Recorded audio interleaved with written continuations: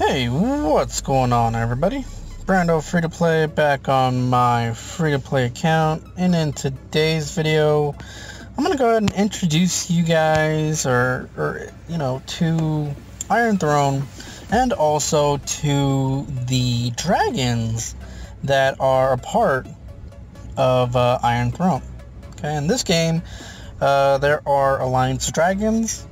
Each alliance has a dragon, pretty much, or an alliance wyvern, whatever you want to call it, but it's a dragon. You have your own personal dragon in your castle. Let me go ahead and show you where it's at. Right, it is right here. Let me move over to it and zoom into it. There it is. There is our dragon, wyvern, however you really want to call it.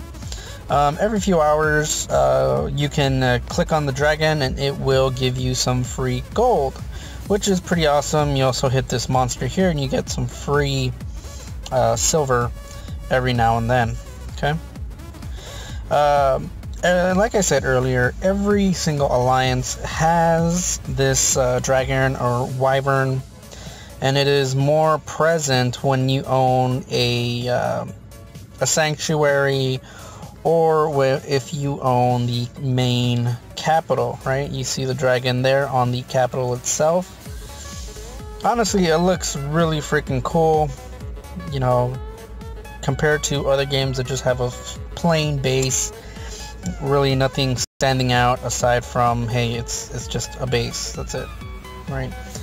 You see they all have a dragon, a wyvern, and yeah, looks pretty cool. I think each dragon can be, the color, if I'm not mistaken, can be customized by the alliance leader to have different colors, if I'm not mistaken.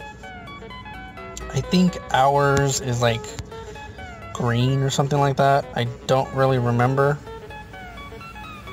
Yeah, you can't really see it right now because obviously we don't own a sanctuary or the base, right? We're not holding it. Okay. The wyvern itself, we can level it up. At this point, I'm not really sure what the max level is just yet. If you are, if anybody watching the video is in one of the top like 1% and has the alliance wyvern maxed, let me know what the highest that is, right? Because right now it doesn't really tell you what the highest is, right? And you can level up your alliance dragon by giving it resources, right? And you can donate. Pretty simple. You just donate whatever you can and you just send it over and it will fill up. Once everything has been filled up and everything has a green check mark, you can then on R4 or R5 can then begin training, or at least essentially it's training it to level it up, and that can take anywhere from a couple hours to a couple months depending on what level you're going to, right? And then here it also has a leaderboard for who has donated the most resources to the dragon, and of course donations to the dragon also provides contribution points, and if you are a top 8 contributor you become a elder in the alliance and you get some cool stuff. Now traits that you can apply to an alliance wyvern or dragon, these are the traits that you can put on, right? You can give infantry attack, right? I'm assuming it's 10% each, so that pretty much means if you decide to send out the alliance dragon, you're getting this buff, right? It's not your personal dragon that you can send to strongholds, individual marches. This is something for like rallies, default strongholds. I'm pretty sure rallying a base or something like that, you can send the alliance wyvern out and you'll get these increases. Now you can also get extra defense, HP, march speed, and also for all these other different troop types, which is actually really cool. Now the dragon skills, pretty cool, right? Pretty much you can initiate a a dragon skill if you have the artifacts, right?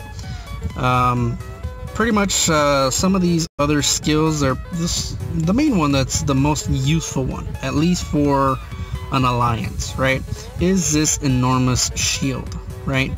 Pretty much what this does is it grants a 1-day peace shield to all alliance members in an affected area. So a peace shield in an affected area, now this is a pretty large area. Think of 4 castles, like think of the center of a circle, 4 castles up, 4 castles to the side, 4 castles down, and in a circle. Okay, that is the size of this enormous shield. Okay, just so think of it that way, and you can think of how big that is, and only for a pretty small cost of 25,000 gold, right? And you can see this is an immediate effect. It takes place right away. It does have a cooldown of 2 days and 12 hours, which is understandable.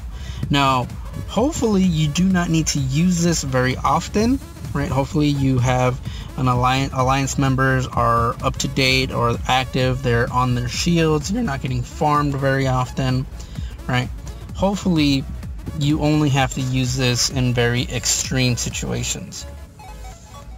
Right, and then you also have Shackles of Disaster. Pretty much you can read the effect. Troops of enemy castles in the affected area are bound by an invisible shackle, decreasing their offensive march speed by 50% for 1 day. Okay, now this is actually sounds pretty cool, because if you really want to, I guess, troll an alliance and make their marches 50% slower, you can use this, and I'm pretty sure this will piss off a lot of people.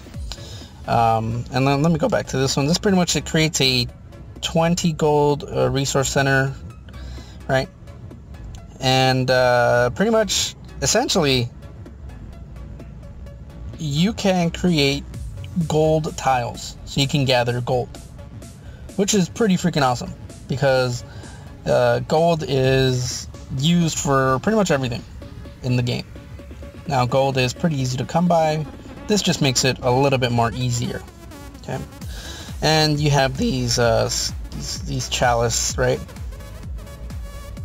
Pretty cool. Now you also have the ancient dragon skills, which are up here, right?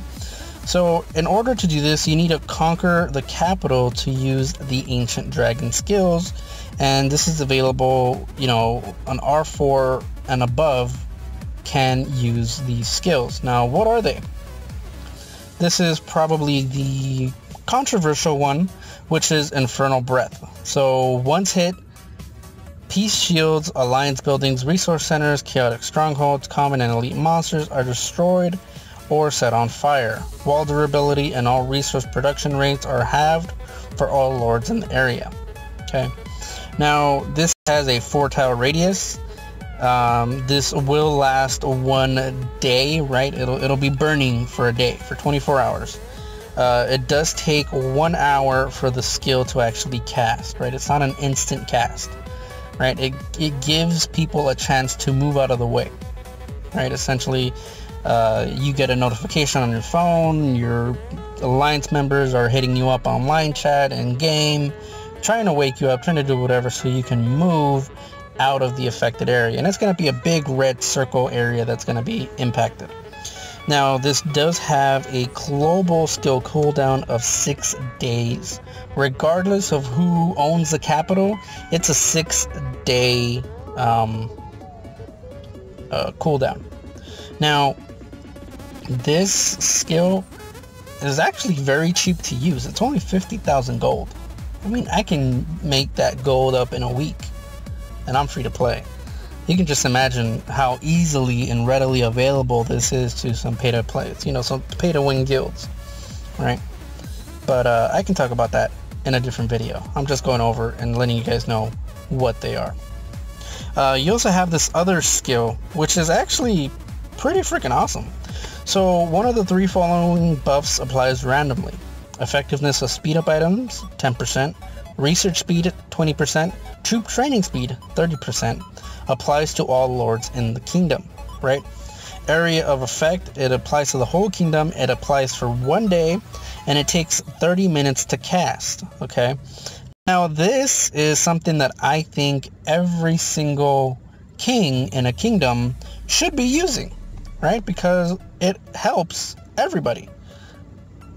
Now, unless your king is an ass or, an asshole and only wants to help themselves, then obviously he's not going to use this because he doesn't care about anybody else. But if you have a good king that cares about the kingdom itself, right, cares about the kingdom's growth and whatnot, they're going to use this to help everybody else. So that is pretty much it when it comes to the Iron Throne dragons or wyverns, right? I hope this video was somewhat educational. Let me know what you guys think about the skills, the different dragon skills. Myself, I have a pretty strong opinion on the Infernal Breath, but let me know if you guys want me to make a video about that down in the comments. And until next time, guys, see ya.